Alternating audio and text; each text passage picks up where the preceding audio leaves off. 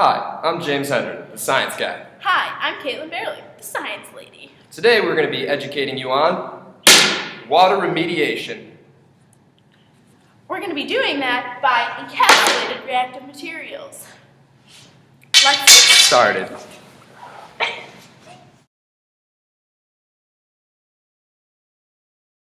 Contaminants find their way into our drinking water, and we remove them or remediate the water through the use of reactive materials. Reactive materials are any compound that through absorption or reduction precipitation are able to reduce the contaminants and remove them from the water.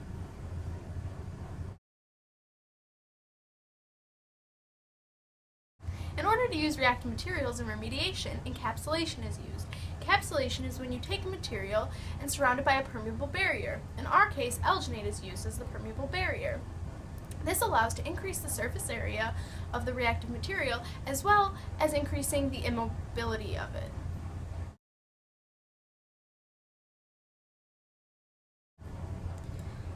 Many countries across the world have problems with their groundwater due to arsenic contamination. One of the reactive materials that we'll be using works to remediate this problem is red mud. Now, red mud is an actual byproduct of aluminum production, and it is the waste product, and it's actually very hazardous to the environment, and the reuse of this waste material helps out aluminum companies and also helps in these countries where they have troubles with their water. What makes arsenic so dangerous is it causes chronic illnesses like cancer. So this is a real-world application for what we're doing. Another way that these contaminants can get into our water is through contaminated soil on old factory grounds. TCE is a contaminant that is often found near old factories. Zero-valent iron can be used through encapsulation to remove TCE from the groundwater as well as the soil to prevent this from happening.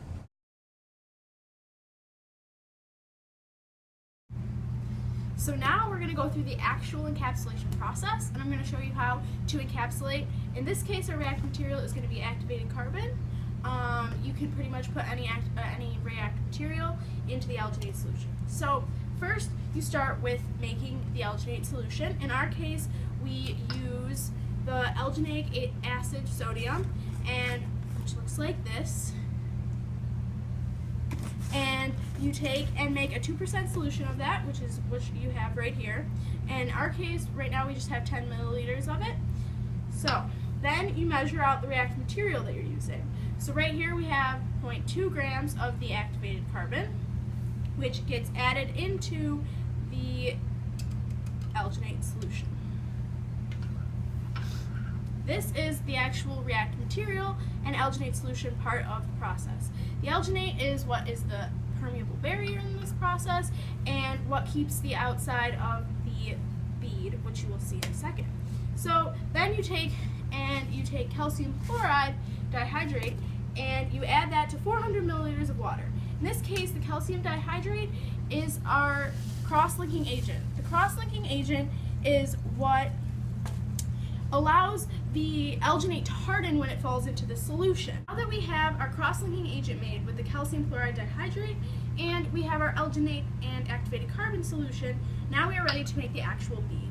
So the bead is made using a peristaltic pump, which is right here. A peristaltic pump works by pumping a liquid through a tube, and it goes across a set of rollers which pushes the substance along through the tube, and it comes out the end of the tube, which will then drop into the cross-linking agent and beads will form. So now we're going to show you this process. The actual bead formation, it is really important to make sure that the alginate solution is falling not directly into the vortex that is spinning, but to the side.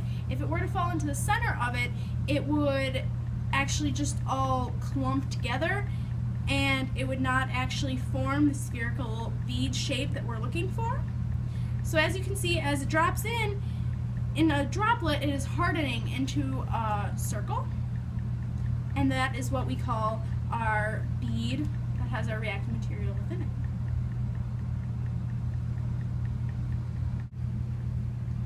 So once we've pumped through all of the alginate and reactive material solution, it is important to let the bead sit in the calcium chloride and keep them spinning.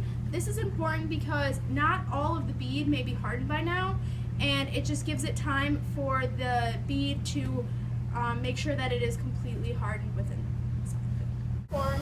The next step is to strain them and rinse them with DI water.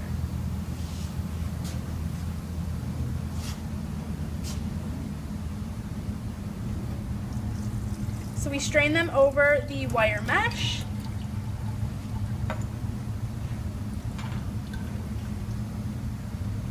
And rinse them with DI water.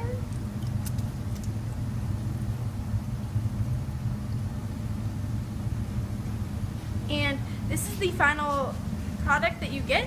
They're little tiny beads that have activated carbon in the center of them and are surrounded by an alginate permeable barrier. Okay. So now you've learned about the encapsulation of reactive materials and how they're used in water remediation. If you don't know, now you know.